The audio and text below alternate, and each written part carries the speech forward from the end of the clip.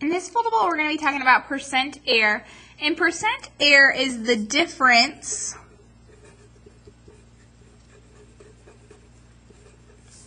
between approximate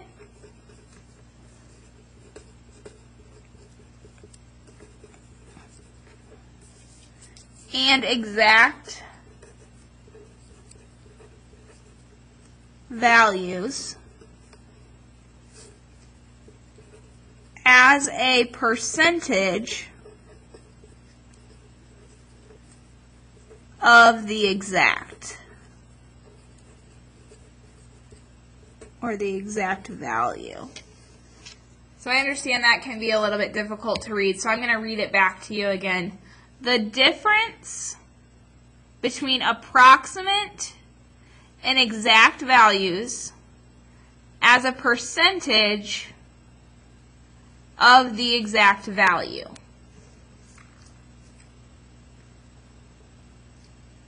The difference between approximate and exact values as a percentage of the exact value.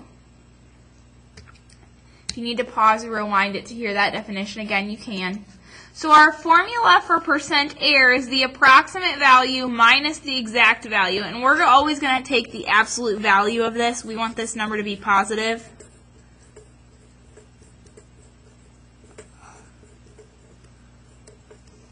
Always take the absolute value, ignore any negatives in the change at the top.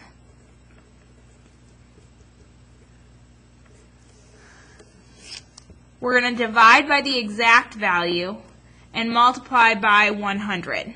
So kind of similar to percent change that we learned about in the last videos. Percent change was amount of change over original. This is the amount of different. This is the difference over the exact.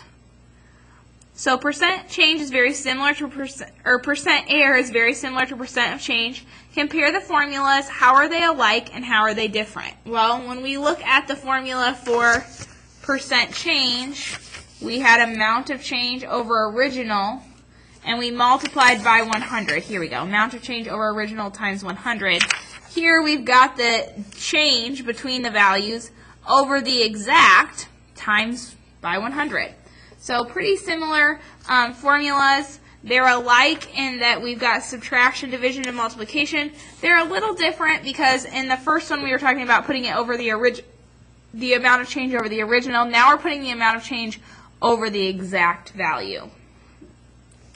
So if we open up to do an example together, it says Curtis predicted that we would get 8 inches of snow, but we got 10 inches. What is his percent error?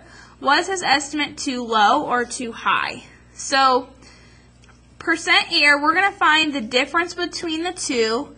We're going to take the approximate value minus the exact. 8 minus 10, which gives us -2, but remember we're going to take the absolute value of that. So the difference between the two, the approximate and the actual, was 2.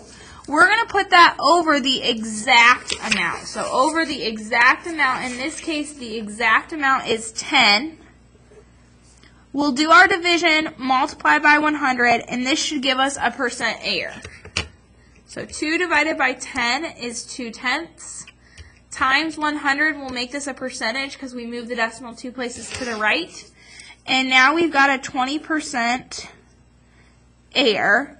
And his estimate was too low. So in this case, I would put 20% too low.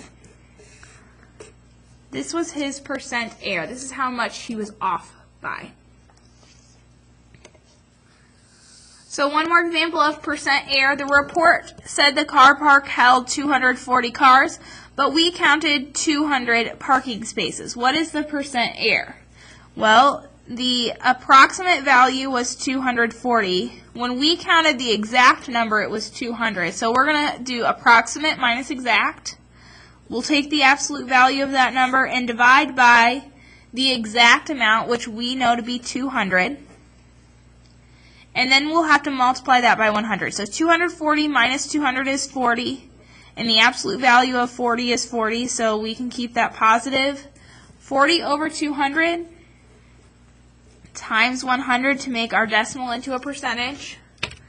40 divided by 200. They were off by 40 spots. The actual amount was 200. So our decimal is 2/10. When we multiply by 100, it becomes a percentage of 20%. So in this case, we had a 20% error. The report was off by 20% of the actual. And so to find percent error, again, we're going to find the amount of change and put it over the exact amount. And then we'll change our decimal to a percent by multiplying by 100 to write our percentage. And in this case, it was 20% too high. So if you want to write that, you could. Their percent error was too high when they erred.